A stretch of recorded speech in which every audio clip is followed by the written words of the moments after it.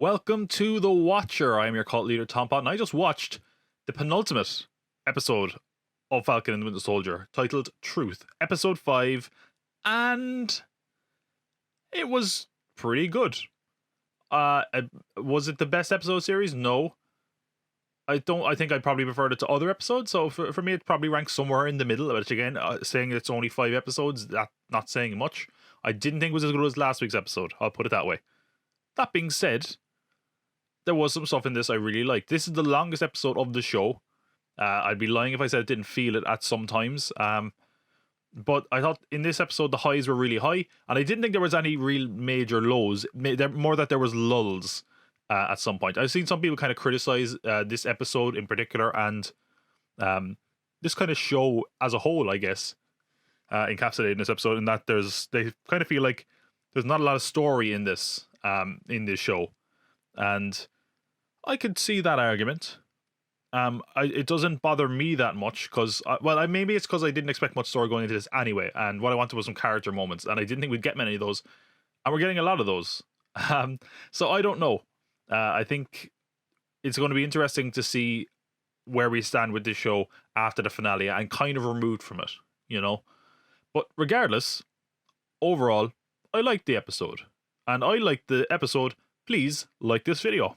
I keep forgetting to say that. I'm going to say it now. Please do like this video and subscribe, because we do this every week and we have more stuff coming up. But we cannot go any further until we talk about the opening of this week's episode, which was pretty awesome. And also, interestingly enough, I think it was basically, if memory serves, the only major action scene in the whole episode, which, considering it's the longest episode and considering we all kind of feared this was just going to be a heartless, stupid action show, really kind of going against our opinions there. It picked up where we left off last week, and last week, of course, John Walker beat a man to death with his shield. What a cheery way to pick up. So John Walker is on the run, or just runs into it at kind of a nearby warehouse. Bucky and Falcon kind of immediately try to apprehend him. Sam says, I need to take the shield off you, and he basically sees through it straight away. He's kind of like, oh, that this is your real motivation, which obviously it isn't. If Bucky was, or if Sam was so happy to just say, I want the shield, he would have had it already.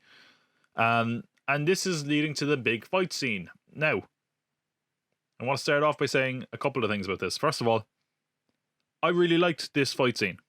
I think they did a good job of balancing, Bucky and Falcon and John, in that it wasn't like a one-sided fight. I just thought there was a realness to it, I guess. It felt somewhat balanced. I also thought the fight was really vicious, especially obviously on John Walker's half, which isn't surprising. Of course, he's kind of roided up on the super soldier serum. And I think we should also mention, no, I'll come back to it in a minute. There's something that kind of niggled me about the way these episodes are starting. But yeah, really vicious. There was some. I'll talk about the vicious moments, and I'll talk about something I noticed, and I assume it's very, very deliberate. First of all, he tears the wings off Falcon, which was like, whew. Which is also is not unlike what Bucky did to him in Captain America: Winter Soldier. But also, I mean, it also felt like that was long overdue. I mean, I'm surprised those wings have lasted as long as they did, but he tears them off. At one point he goes, I am Captain America, which is like, whoa, you're gone full villain here. Awesome. At one point he does something that I want to talk about. So last week's episode, Lamar got killed, and what happened was he got punched by Carly into a pillar. He did that to Bucky this week, which I assume was a deliberate nod. Now, of course, Bucky survived because he's got super soldier serum, so I guess it's kind of that thing of like, oh, you're not the good guy you think you are. You're just like the rest of these villains, or which maybe, I don't know. Maybe I'm looking into it too much. Maybe it was just they punched a man and he went flying. Of course, this caused Bucky's arm to sort of malfunction briefly, which was never really addressed. I saw his arm like sparks, and I was like, oh, what's that going to mean for his arm? And then it was like, never mind, it's fine. Hey, okay. I'll tell you whose arm isn't fine. John Walker's, because they broke his arm or dislocated it to get the shield off him, which was like, Jesus, that's pretty vicious. It was just a really cool moment, and then they just kind of throw the shield on the ground by Sam, as I'm just kind of stares at it and looks at the blood, which I guess it's a very heavy-handed metaphor to, oh, this blood is on your hands, Sam, or something like that. I don't know. It reminded me of that, like, is that Roman phrase? With your shield or on it. I don't know. It reminded me of that. I had no basis to think that, but that's what popped into my head. It was a good fight scene. I enjoyed it. As I said, it's one of the few action breaks in this episode, and I thought it worked really well. Of course, we assume we're going to get this round 2 next week with some very, very different consequences and very different, characteristics to it based on how this episode ends. Which I want to talk. Forget about how the episode ends. I want to talk about how these episodes are starting. I want to talk about previously on, because these are starting to do my head in a lot of things that I watch. I talked before, I think I was talked about it in WandaVision, and I talked about how Game of Thrones basically ruined the twist. Game of Thrones spoilers, if anyone cares. That Khaleesi was going to turn evil, because they basically said in the previously on, like, there was just all these dialogue pieces of, oh, everything evil Khaleesi's ever done. And here, it was like, oh, there's Sarah, and they're talking about the boat. So, okay, the boat is a pivotal part of the story. Oh, there's Isaiah Bradley. Oh, he's going to be in the episode. Oh, there's the Kovian Monument. Okay, I guess that's where Zemo is. It's like, we don't need to be spoon-fed that much, and it really annoys me, especially, like, if nothing else, to me, right? And maybe I'm way off here.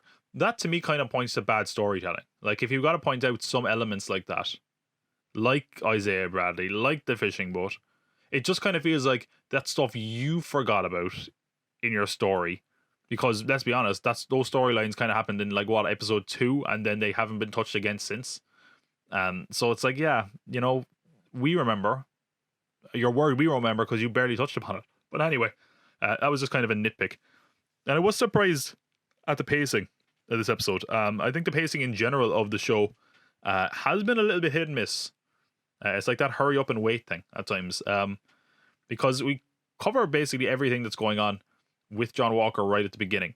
And then we don't see him for the rest of the episode, really. He's stripped of the Captain America title.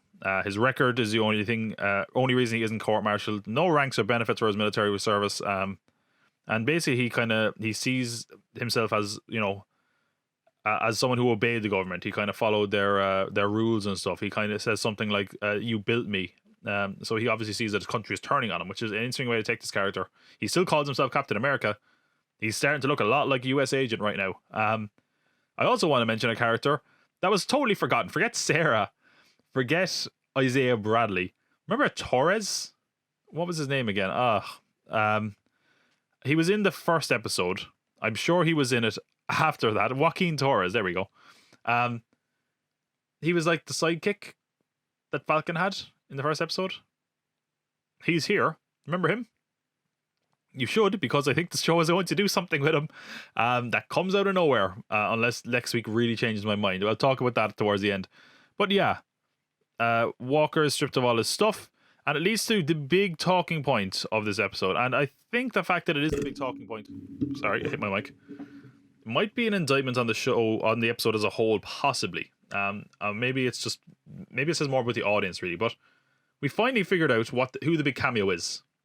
In episode 5, and wouldn't you know it, it's Elaine Bennis herself, Selena Meyer, Julia Louis-Dreyfus. Speaking of, I had a Selena Meyer reaction when I saw this.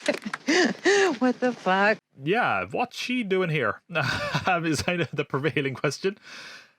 Mainly because I feel like we were kind of lied to and misled. Not that that's a bad thing, or else it's just a really weird thing, because the showrunner was like, "Oh, this is someone I want to see team up with Thor." Why? That's just a really weird ship you've got there. Okay, that's odd. But anyway, it's a very interesting one here. We had talked before, I think we did. I've definitely talked about it somewhere on a podcast probably, about how this show was obviously meant to come after Black Widow, but because of the delays, there was one rumor at one point that the reason that they didn't put out Falcon Winter Soldier as early as they wanted to, the reason that basically WandaVision kind of skipped the queue on it, was because Black Widow hadn't come out yet, and there was stuff from Black Widow that would lead to this. Some people have suggested this is what that is. Apparently, Julia Louis-Dreyfus was at one point going to be in Black Widow. Now, the question is is she still? There's some people suggesting that plans have changed because of the pandemic, and obviously now she's already made her first appearance, and that's apparently what the whole story is. So let's talk about this character first, what it means, and I'll talk about where it's going at the end of the video. But also, I kind of found this a little bit awkward, and I'll go into it a bit more detail now. But she's playing the character of Valentina Allegra de Fontaine, who has a long history in the comics. She has connections to Nick Fury and S.H.I.E.L.D. At one point, she's revealed to be a Russian sleeper agent. She also at one point becomes Madam Hydra. Now, I will say there's been some versions of Madam Hydra in Agents of S.H.I.E.L.D. Not that necessarily matters, because you can obviously have more than one. She certainly comes off as very villainous here. She's given out tips of basically how to get away from the government, and like, hey, that shield isn't technically theirs, and there's other things you can do. And she gives a card that's mysterious and blank. I'll talk about what I think could be possibly going on there in a minute. Now the thing is, look, I love Julia Louis-Dreyfus, and this is an interesting character. But again, this is that thing where they overpromised and underdelivered, in my opinion. Considering it's the first appearance of the character, it kind of felt awkward because I don't think it was filmed with the intention that it will be the first appearance. I think obviously it was filmed with the intention that it would be the second appearance. So it kind of came off a bit awkward. Came off as a little bit throwaway. But obviously the fact that they're using Julie Louis-Dreyfus indicates that this is a character that is going to have a big future in the MCU. And in general, it's an interesting character, but there wasn't enough here to really get me excited for them, I will say. Now, that being said, we have a potential villain there. Let's talk about someone who is our villain, or are they? At this stage, it's hard to tell. But we did get some closure this week on Zemo, who is, in my opinion, just been the highlight of the show. I mean, he's been fantastic. I love how they haven't really sold the character out, which I was really worried they would. And seemingly, this is the end of the road for him. Bucky catches up to Zemo, he points a gun at him, shoots, and the gun clicks. He reveals he had the bullets in his hand the whole time. I want to say this is like some very loose allusion to Civil War, where Black Panther stops him from killing himself, but probably not really. It's just kind of maybe some visual symmetry there. And that's pretty much it. Zemo kind of knew this was coming, seemingly. He was standing at the Sokovia Memorial, because of course I said it on the previously on, so that's what's happening. In case you weren't paying attention, dum-dum. He's like, I crossed my name off your list, and for what it's worth, I don't hold any grudges against you. And in that note, the Dormelage take him, and they take him to the raft. I speculated that he was in the raft at the beginning of the show. He wasn't, but now he is. Probably should have been there to begin with, if we're honest, mate. That's it for Zemo. That's seemingly picture wrapping Zemo. That's really underwhelming, to be honest. I thought Zemo was fantastic, and obviously we're going to see the character again. But they basically gave him like one scene, and they were just like, "See ya," and that was it. I liked how he wasn't really a full-on villain. I liked the handling of the character in general, but they just feel like this was kind of anticlimactic. And also, can I just say this? This is bordering on false advertising. Remember, they gave him the mask with no explanation, for no reason, for 5 seconds in an action scene, and he's plastered all over all the posters everywhere.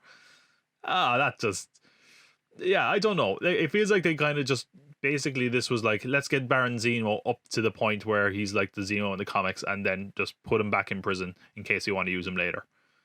I enjoyed him, but I thought this was an anticlimactic ending to what I honestly thought was the best part of the show so far. I thought the handling Zemo was fantastic. But let's return to another character from the comics who we briefly mentioned and briefly met weeks ago, and that was the character of Isaiah Bradley. Now, we talked before how this was a character who was Captain America, or, well, in the comics he was Captain America. In this universe, he was a black prisoner who was a soldier that was experimented on, and we got more of his history here. This was a really intense scene, a really great scene, and it really kind of hit the nail on the head and kind of got to the heart of the show about race relations and how Sam must be feeling as a black man taking up the mantle of Captain America. So he gives us his whole backstory, which is basically him and a load of other got shot up with super soldier serum. I've nailed saying super soldier serum, by the way, every time I've said it since I got it right for the first time last week. So I'm on a roll. I'm sure I'm going to fumble it at some point, but the streak is intact, folks. He says some people died from the serum, others were captured, and this is another interesting nod. And I guess it's, I think it sort of points to a very sad truth about this, but he says that people were captured, and Bradley overheard that they intended to bomb the facility with these super soldiers in it, so they would never find out that the secrets to their serum. Now, the reason I found that interesting is because that, to me, screams of the first Captain America movie, where Steve basically hears that there's no plans to save their soldiers from Hydra, and he just goes and does it anyway. And really depressingly, that points out to basically Isaiah Bradley would have been a great Captain America. He was a good man. He had a good heart, which is what they were really looking for, if you ask Dr. Erskine back in the first film. And that's kind of sad. That's a bummer. But we do get a lot of allusions throughout this whole show, and sometimes it's not to the wider MCU, sometimes it's not within the episode itself, where they just do a great job comparing different people who could have been Captain America, or who would be Captain America, and why they're not. But that was one of them, as gutting as it was. So he's imprisoned, he's experimented on, so they can try and figure out why this year worked on him and not on others. They have him declared dead and erased his history, and he basically says like they've been doing that for 500 years. Really getting to the heart of the race question in this series, which they kind of sporadically acknowledge, and when they do, I think it's some of the strongest elements of the show. It's not always subtle, but doesn't always have to be either. So with all that, and I guess with the talk of kind of like, kind of making your own history and being your own person, Sam goes home with the intention of selling the boat. That's right, folks, we're getting our boat story again, finally. After being introduced in the first episode, we're getting back there. That's his whole arc. Obviously not. The buyer isn't interested in it, basically, because the boat is a shit heap. And, it needs to be repaired. And that leads to some entertaining moments, some strange moments. They just did some odd things in this episode with this whole fishing and boat storyline. But yeah, it's that kind of thing where he's like, our family, like the Wilsons, were always good people. They fed the neighborhood. They were good to people. Hey, it's probably time we start calling in those favors. So he does literally that. He calls people and asks for favors. So the whole community kind of comes out to help kind of fix this boat, make it sellable. And wouldn't you know it, Bucky's there as well. Bucky comes down to lend a hand, and he drops off a box from Wakanda. Cue your drums. Doo-doo-doo-doo. That was a joke I said it last week, and I'm going to keep it going until it gets exhausting. Unless I do this series long enough to talk about the Wakanda series, then I'll have to stop because it will become interminable. Anyway, also this is one of my favorite moments in the episode. I don't know why I thought it was funny, but there's a moment where there's like a pipe leaking steam, and like Bucky runs over there and uses a wrench, and Sam's like, "Why didn't you just use your hand?" And obviously Bucky has a left robotic arm, and he goes, "I'm right-handed. I just don't always think of it first." Which I thought that was funny, but also I'm like, that's so sad. I'm like, oh, the robot arm he has isn't even on his best hand. That's kind of funny. Anyway, that's we got a boat repairing montage. Way, we actually got a couple of montages in this episode. You're gonna need a montage. Repairing the boat and making some friends, drinking some beer on the boat, it never ends. Sorry, I finally got what was going to be the ending I was hoping for, which is that they drank beer on the boat. Way! It's not the ending, but it'll do. Which forget about talking about the boat. Let's talk about the ship, which is, I'm sure fans are doing this already, the Bucky and Sarah ship. Woo! There's love in the air. We saw this in some of the promos. They're flirting with each other mad. Oh my god, is something going to happen here? Maybe. I don't know. Is Sarah? They couldn't even find time for Sarah in the show where Sarah was introduced and one of the main characters. So I doubt they're going to be like, yeah, here's Bucky and Bucky's girlfriend, which is also Falcon's sister. I don't know. But anyway, That was kind of fun, especially when he's like, "You can stay, but don't flirt with my sister." So we go back then to Walker. Walker has gone to visit Lamar's family, and he lies to them basically. He says, "The person I killed was the one who killed your son," which it wasn't. It was Carly, obviously. So we assume that he could possibly just be going after both Falcon and Bucky, but also trying to kill Carly. And maybe that will, lead to some sort of allegiances and alliances between all of them. But I don't know. There was the next point, which is a character that is also kind of, I won't say been thrown to the side. They had their big episode, and then they're kind of, a minor supporting character. And that's sort of the pattern for this whole series. It kind of feels like, hey, this is the new character, and they get like a whole episode dedicated to them almost, and then they disappear for a while, and then they pop up every now and then. And that's character Sharon Carter. He was talking to someone on the phone, en français, someone she freed from an Algerian prison, and straight away, me and probably everyone else was like, oh my god, she's talking to Batroc the Leaper. Is that racist? Because I just assumed that the person she's speaking to is speaking French, and therefore must be the pretty much only Frenchman in the MCU. But seemingly, it was right. There's no confirmation on this, I guess, but I mean, as in, there's no confirmation that they didn't spell it out being like, yes, it was Batroc. Batroc shows up later. He's not like, hey, I was talking to Sharon Carter. So I don't know. Presumably it was, though. So that could lead to a few theories this we'll get to in a sec. But aside from that, we never find out what's in that box from Wakanda. But we will get back to that. I have some thoughts. I'm pretty sure it's obvious what it is. But anyway, we have a great scene then. This was something I really loved. This was just something that felt like it felt like there actually had been some progress made in the show. As much as people have kind of said there hasn't been, this part made me see, okay, we have been making some ground here. With the character, of course, of Bucky and Sam. They have the shield, obviously, now, because Sam took it when they arrested John Walker, and he never gave it back. So he's just carrying it around the whole episode, basically. And he's just out the back tossing it around. Him and Bucky are basically just playing like catch with the shield, which man, it really made Captain America feel a bit less special, didn't it? That he could just, it seems like anyone could just throw the shield, bounce it off, whatever, and catch it with ease. But sure, whatever. And they kind of have a conversation, and it's sort of a back and forth. But I guess the kind of pivotal moment in it is when they talk kind of about Bucky, and Bucky basically apologized to him. He's like, I didn't realize, me or Steve didn't realize the significance of giving a black man the job of taking up the title of Captain America.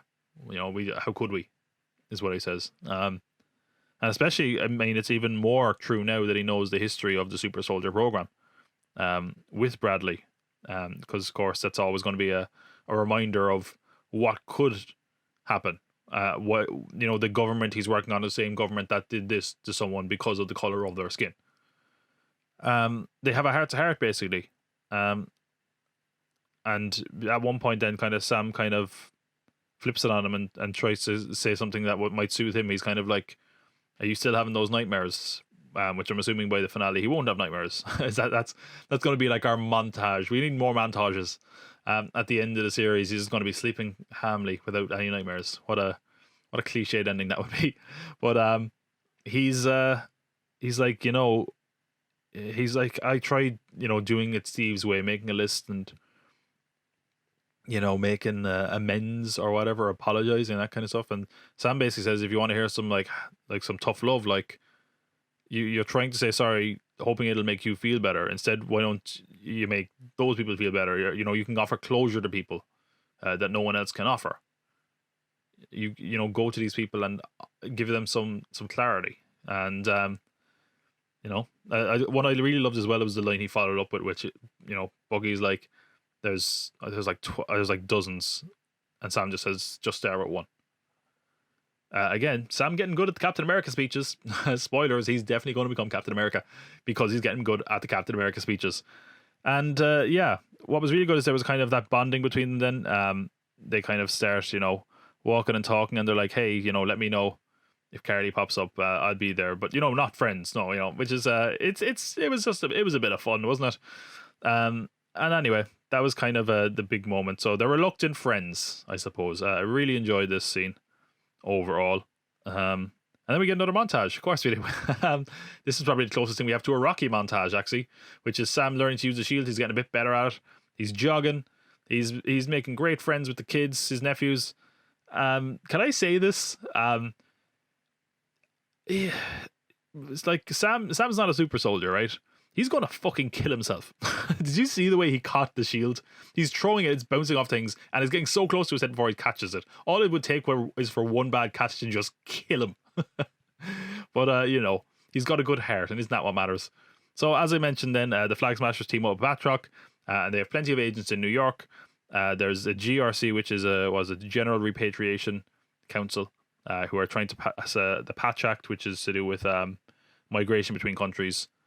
Which obviously was a different thing during the blip, but now it's being closed down again because things are back to normal and there's way more people on the world, and they're at that point the lights start flickering and glitching there, so presumably the Flag Smashers are about to attack in New York, and of course Falcon is getting ready to face them, and our episode ends Pulp Fiction style with him opening the briefcase from Wakanda, looking down, and we don't see what's in it, and that's our episode. Until we get to the mid-credit scene. That's right, we got a mid-credit scene for the first time this week. And it was okay. I didn't think it was anything special, personally.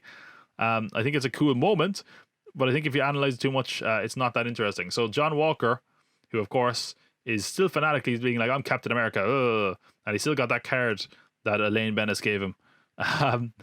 And it's he's making his own shield. Which on paper you're like, oh, cool, he's still going to be Captain America and all that. And the only kind of cool touch I thought was good was like it seemed like he melted down his metals to help make the shield. But at the same time, Cap's shield is vibranium. Your shield is probably like steel. It's not the same thing. I mean, also I'd like to know why that if he has the shield, is it going to be able to bounce back to him? Or would you? Oh my god, how good would it be if like he comes up next week acting the whole badass, throws it once, and just never seen again. It's like, oh, all right. It's just like a frisbee, basically. Well, that sucks. So yeah, that was the post-credit scene. I thought it was okay. Obviously, it's just a tease for what's going to come next week, which is again presumably a big brawly showdown between all the lads.